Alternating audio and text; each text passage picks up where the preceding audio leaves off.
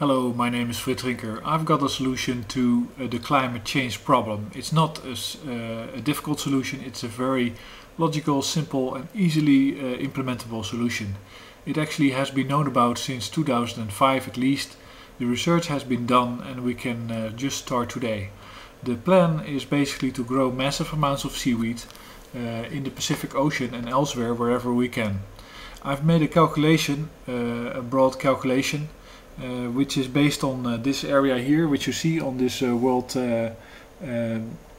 globe, and it can capture almost 1% of all carbon emitted per year. Of course, this is only a small patch. If you cover the whole Pacific region with seaweed, which would mean that you have a massive industry producing fertilizer for crops on land, biofuels, fuel, food, and etc., you'll be capturing all the carbon dioxide that's emitted in 1 year by the whole world. So, and as seaweed grows very fast and has a turnover time of 1 year, you could basically capture all the carbon dioxide that's emitted in a year.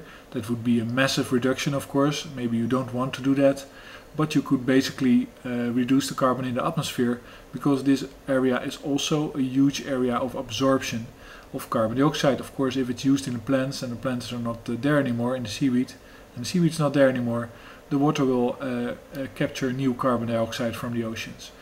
It's a very doable plan. It's a very easily to expand plan. It can work in the Pacific, in the Atlantic, North Atlantic, South Atlantic, the polar regions.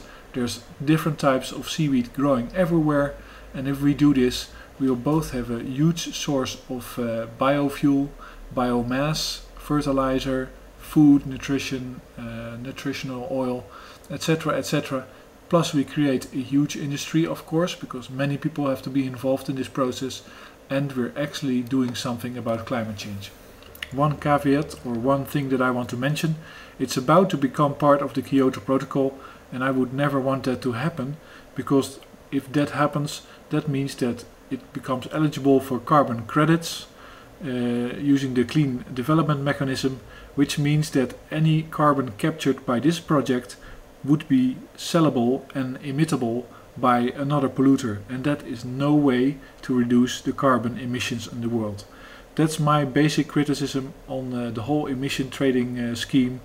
It is clean projects should not be eligible for carbon credits, because clean projects basically reduce the carbon emissions, and they should keep doing that. And if you sell carbon credits based on a clean project, for instance a wind farm or some kinds of methane use, or I don't know what, then you're basically allowing somebody else to put that stuff in the atmosphere, and it will kill us if we don't do something about it.